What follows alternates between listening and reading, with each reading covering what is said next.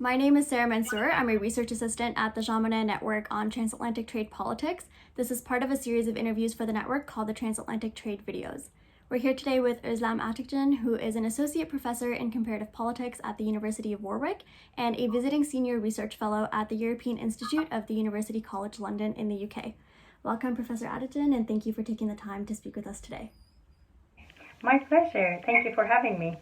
Okay, so we'll get right into it. In one of your books titled Framing the European Union, The Power of Political Arguments in Shaping European Integration, you analyzed 6 referendums from 5 European countries to better understand the impact that political language has on public opinion. What were the results of these referendums, and were there any patterns that you were able to identify? Yes, thank you. So these 6 referendums had really puzzling results.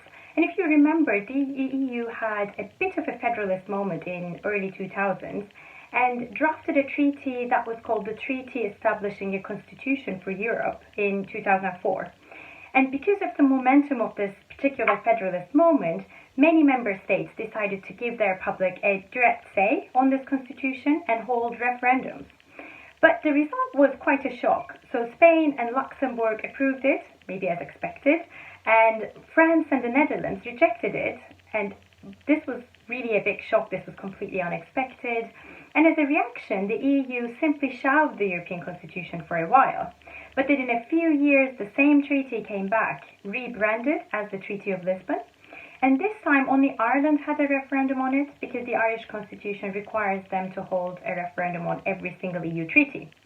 And the public rejected the Lisbon Treaty in 2008, but then in a repeat referendum, perhaps more surprisingly, they approved it in 2009, in a year. So when we look at these 6 referendums, we had a really fascinating set of results. And in my work, in the book you mentioned, I brought these 6 votes together, Spain, Luxembourg, France, the Netherlands, and these 2 additional Irish referendums. And what I discovered was that 6 months before all these referendums took place, so in each country, the public actually favored these treaties. And then my puzzle became, but why did the early public support for these treaties melt away in some cases, even ending up in rejections, while it was sustained in others? So in other words, what changed in the course of that long, 6-month-long campaign? And I found that the main reason was the existence of a strategic anti-EU campaign, because all cases started with a general and vague pro-treaty feeling, but this feeling was weakened in cases where we actually witnessed a strategic anti-EU campaign. Okay, so that actually leads right into our next question. So in your book, you explain that the public generally supported the referendum proposals before political campaigns started, but in some cases, the support eventually diminished. So what factors came into play regarding the decline in support for some referendums and not for others? Yes, that's the key question in the book indeed. So I provide an answer based on framing theory. And framing is a process where a speaker can emphasize and de-emphasize certain aspects of an issue. And by doing that, they can cause shifts in public opinion. The textbook typical example of this comes from an American study where they ask a question to a group of people, and the question is whether they would favor or oppose allowing a hate group to hold a political rally. And it's really interesting because 85% of respondents answer in favor if the question highlights the importance of free speech, whereas only 45% are in favor when the question emphasizes public safety or risk of violence. And we know that there is more scope for this kind of framing effect, where the public is unfamiliar with the issue at hand. And this is exactly what I found in these referendums. The EU, as you know, is quite complex, quite technical, and is quite remote from the daily lives of its citizens. And the treaties of the European Union, be it the Constitution or the Lisbon Treaty, that the public were actually being asked to vote on, were hundreds of pages long. And as the public did not know much about how the EU worked, the early positive polls that I've been mentioning on the EU treaties were generally reflecting a positive feeling towards the EU, but not necessarily a specific positive view towards the contents of these treaties. And I found that in the absence of strategic anti-EU framing, the early positive feeling was simply maintained, like in Spain, but when there were strategic anti-EU frames, they were quite effective. And I need to clarify a point here. When we talk about an effective or a strategic frame, we do not really refer to their empirical validity, whether they're accurate or not. A frame, in the context of framing theory, is strong if it taps into topics that are familiar for the public, or if it's emotional, or if it's negative, because that's how our brains are wired. This really comes from political psychology. So an argument, a frame, can be misleading, but it can have an impact on public opinion if it makes an emotional and often negative case on a familiar topic. And in these referendums I studied, to go back, pro-EU arguments highlighting very abstract benefits or technical issues lost in the face of anti-EU arguments making an emotional case. For example, Turkey would join the EU if the EU constitution passed, or they would lose completely their national identity if the constitution passed. I'm not saying that all anti-EU arguments were misleading. There were many accurate and quite important ones too, concerning the loss of certain voting arrangements or the effects of certain economic policies. But at the end of the day, anti-EU arguments were much more concrete and emotional than the pro-EU ones.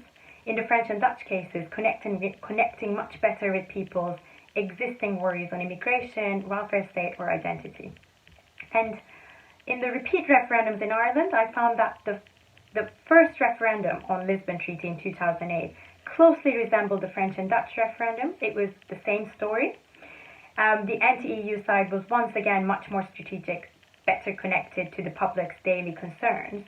But what changed in that case was that between these two referendums, the pro-EU side went back to the EU and obtained guarantees on the contentious themes of the first referendum. And this helped in neutralizing the anti-EU arguments and took them off the table.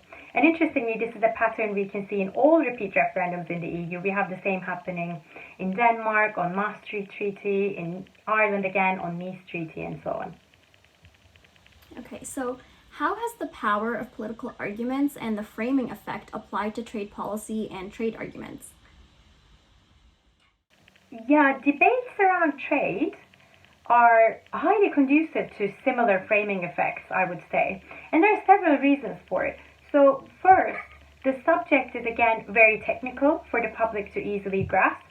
There are detailed studies on individuals' trade preferences, and these show that trade agreements are again too complex, often include hundreds of pages of text, much like the EU treaties I was referring to, and they can have varying distributional consequences. So there's really a lot of scope for politicians to emphasize different consequences of trade policies to different audiences and to build or erode support for these trade agreements. Secondly, the economic models behind trade deals are contradictory and they're complex enough to give ammunition to both the proponents and opponents of trade deals, and competing political actors can choose the fitting economic evidence to build their case and present it to the public. So there is an inconclusive and ever-present debate on them. And also, perhaps as a third element, there's the uncertain consequences of these trade deals for democracy, social and cultural norms, which make them highly emotional and contentious, which, as I mentioned, increases these frames' effectiveness in shaping the public mind. And perhaps as a final thing I can add, the ever-expanding trade agenda amplifies these effects that I was talking about, because the new generation trade agreements such as TTIP, the Transatlantic Trade and Investment Partnership, go beyond custom duties, involve issue areas such as regulatory standards or access to government procurement, and these have more complex distributional and social implications, and this means that trade agreements are no longer really being discussed only by experts, and they can easily become center of heated public debates. And this provides a promising area of research for us, and scholars began studying trade politics in the recent years, but there's still a gap, I would say, in the literature, and we need more research on this. Okay, so in the 2016 EU referendum in the UK, most academics and policymakers assumed that the majority of British citizens would vote to remain in the EU. Why was that a common assumption, and how can the final results of that referendum be explained? Yes, it was such a common assumption, you're right. Most policymakers and academics thought that the British public would vote to remain in the EU. And this was due to this well-established norm, that voters actually resent change. And we know that they would normally prefer the status quo to uncertainty and tend to avoid economic costs. In the Brexit case, the opinion polls show the critically split public in the run-up to the referendum. And the main expectation was that the statistical bias would motivate just enough voters for a tight result in favor of remaining in the EU. And in a recent book with my co-authors Nadeau and Bélanger, we argue that the answer can again be found in framing dynamics. Through their campaign framing, politicians were able to redefine what Brexit would mean for the public and whether remaining or leaving would be riskier. And voting for the status quo, voting against the status quo for an uncertain future outside the EU was made easier for a critical section of the society.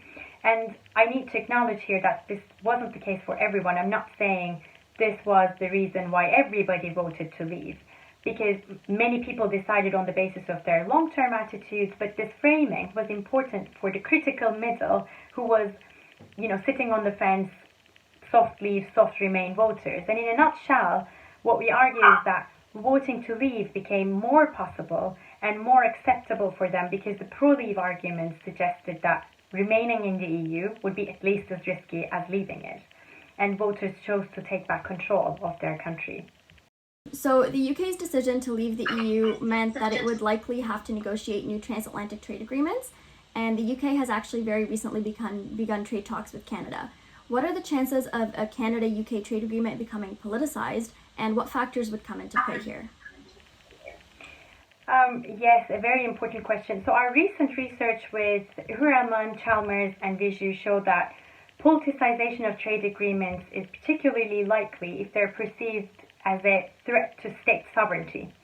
And this threat can come from different angles and different sources. First, it could originate from the economic domain, and this is mostly about the scope. In other words, whether there are many economic issues covered by the trade agreement or not. And on the same economic point, a perception of threat could also result from the economic weight of the negotiating partners. For example, if one side is significantly more powerful than the other side. As a different set of factors beyond economy, it could be originating, this kind of a threat could come out of identity-based concerns, and that would mean the agreement might undermine national regulatory standards on sensitive issues such as healthcare, the environment, food safety, consumer protection, or labor market. So that would make another pot of concerns. And as another concern, there could also be diffusion. Diffusion is about, let's say there are two trade agreements that are being negotiated simultaneously or back to back. And we could see a transfer of certain themes from one public debate to the other. So in a trade agreement between the UK and Canada, we can expect all of these categories to become active. To give you a rough summary of what might happen in each, economically we could see concerns relating to the fishing and dairy industries, financial services, and to some degree free movement of labor. Identity-wise, we could see concerns and arguments about healthcare systems, environmental standards, and geographical indicators of certain products.